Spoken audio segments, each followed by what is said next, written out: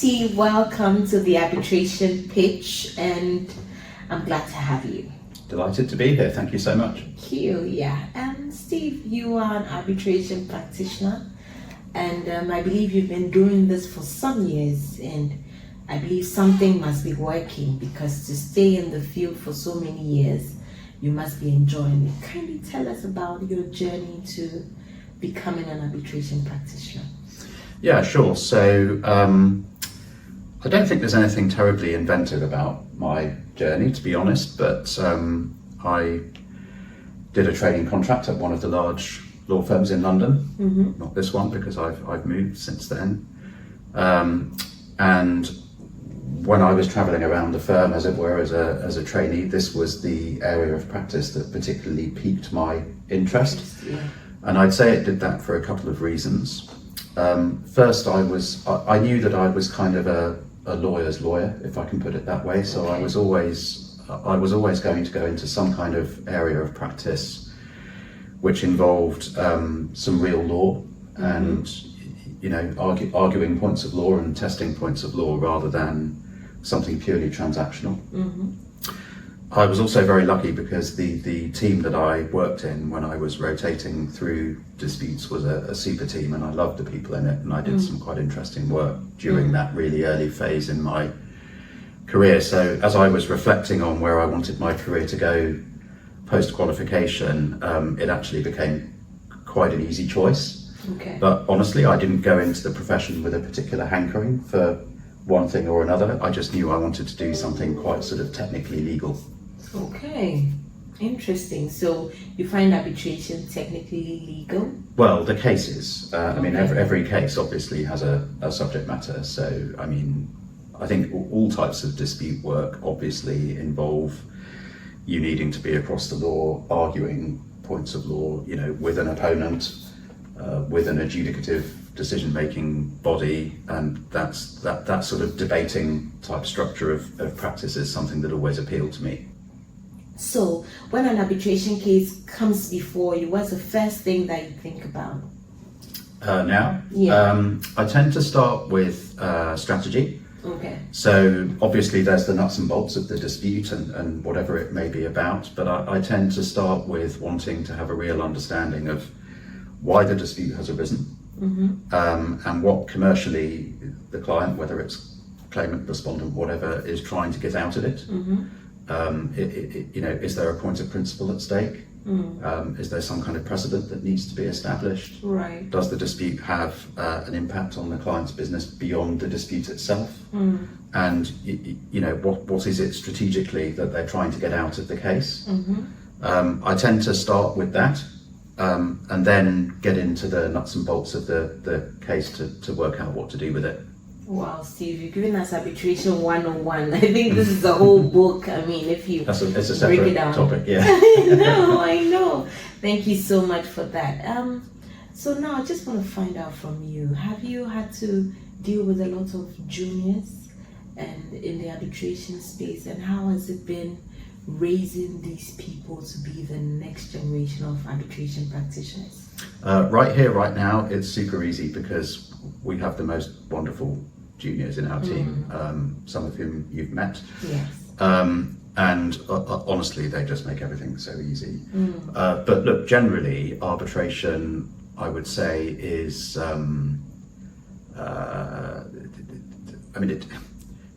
it tends to involve very senior team leaders, if I can put it that way. There's a certain sort of cult of personality in the arbitration space. And in fact, something I'm very proud of here is that we are, in relative terms, a young arbitration team, including the partners. So we only have one arbitration partner in the team here in London who's over 50. Right. That's me, and I'm only just over 50. So actually, in arbitration terms, we're all really young. Yeah. And it's quite an energetic sort of team as a result. But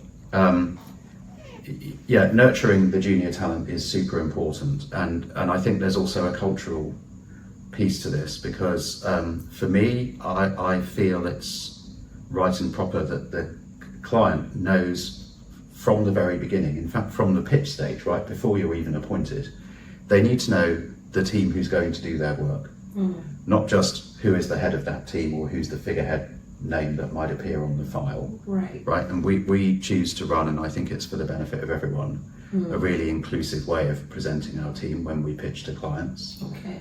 And I think culturally that plays very well for most clients. Okay.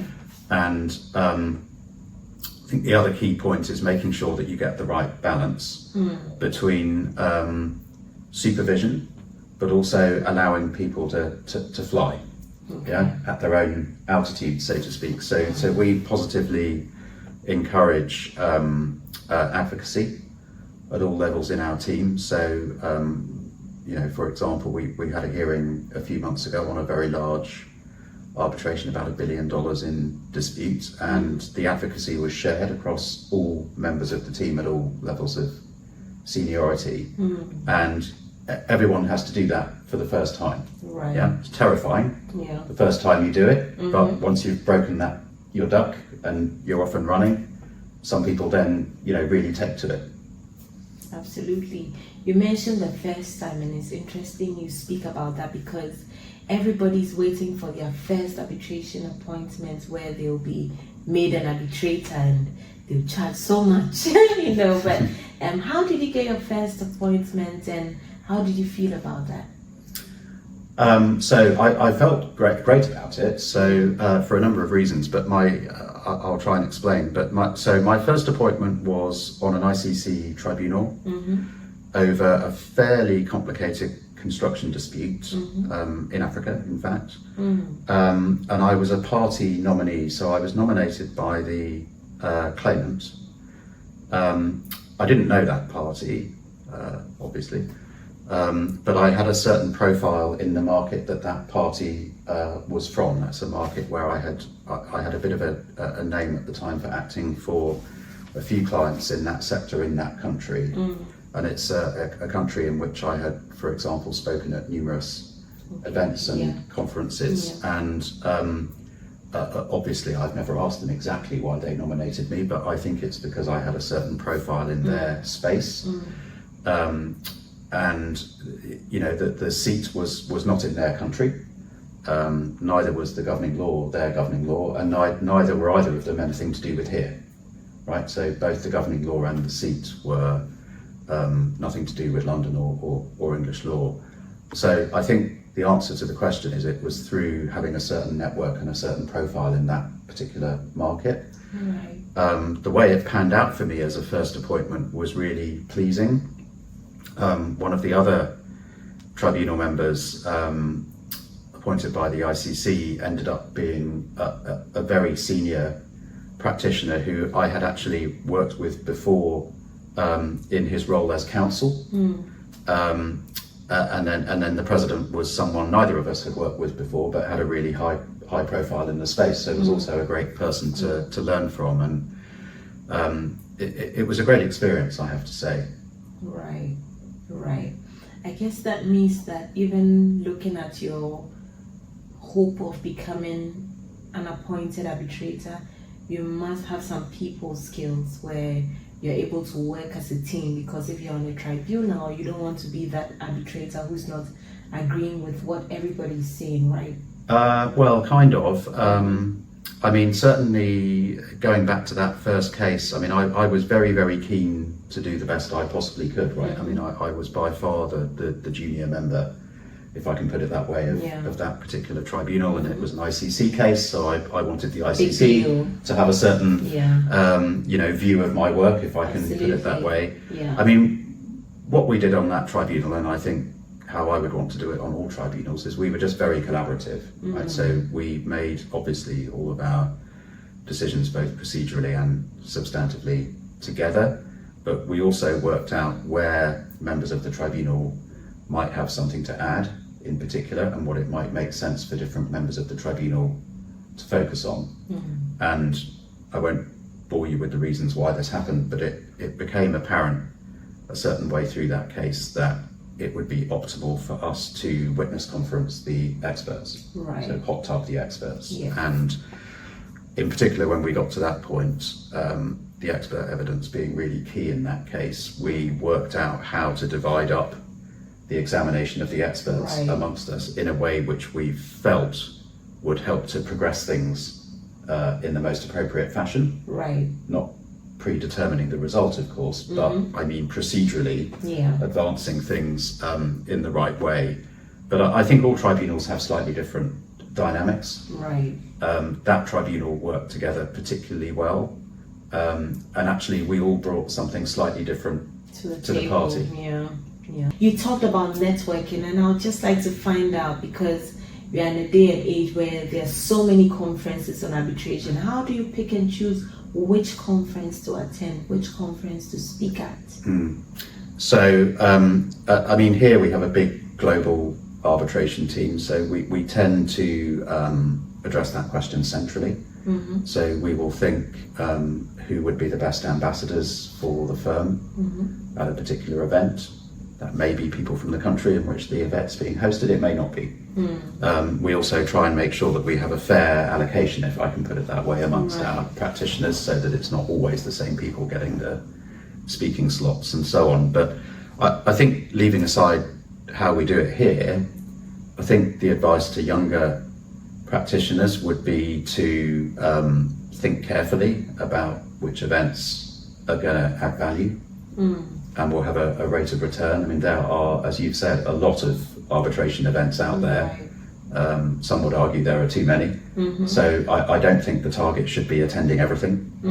I think it's a question of picking and choosing, perhaps based on profile of attendee, perhaps based on particular subject matter, if the program is slanted towards a particular subject matter or a particular geography. I think in the African context, it obviously makes sense to attend events where there is a genuine advancement or an intended genuine advancement of the African agenda. And as you know very well, there are certain events out there that fit that particular description.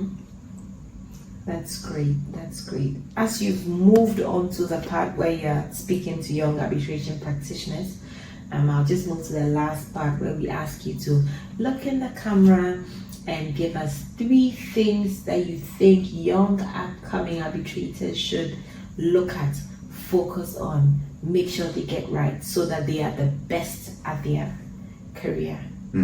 Okay. So my 3 focus points for a young practitioner would be, first of all, to have the courage of your convictions, right? The first big case you work on, or the first big hearing you're a part of, enjoy it, go for it. If you find it stressful at the time, I promise you'll find it a rewarding experience once you're looking back on it after the event. So take those opportunities and take every case as an opportunity to be better and to obtain new skills. I think, secondly, learn from everyone in the arbitration ecosystem. There are lots of people to take inspiration from and to learn from, and it's not just lawyers, it's also picking up knowledge from expert witnesses in technical areas. It's seeing how different tribunals and different arbitrators handle things procedurally, and try and have a bit of a memory bank as to the issues you've found come up in cases, particularly procedural issues, and how those have been dealt with, and think about sort of appropriate and innovative procedural techniques in cases. I think that would be my second one. Third, this didn't apply to me when I was starting out, because I'm a bit too long in the tooth now, but I'd say embrace the tech. Everything is moving forward at great pace, and the obvious question for the next 10-20 years will be how arbitration will be affected by the onset of AI. I don't think anyone quite knows the answer to that question yet, but if I was starting out now, I would want to be on that. I'd want to be at the front of that curve, and I wouldn't want to be left behind. Thank you so much, Steve. And I believe that there's so many points to take from what you shared, and we'll use it along our journey. Now, Steve, if you're not working as a partner, or you're not in the office, or you're not thinking about the next arbitration case, what will you find you doing? What would you find me doing? Well, the honest answer to that is usually looking after my kids. So I've got I've got 10-year-old twins who Twins. tend to, very willingly, I have to say on my part, tend to take up my weekend time. If I'm not doing that, you might find me tinkering around with old cars. Okay. Thank you so much for this interview, Steve. Thank We're you. so grateful, and we look forward to learning from you in the arbitration space. Thank you so much, Lauraine. Yeah.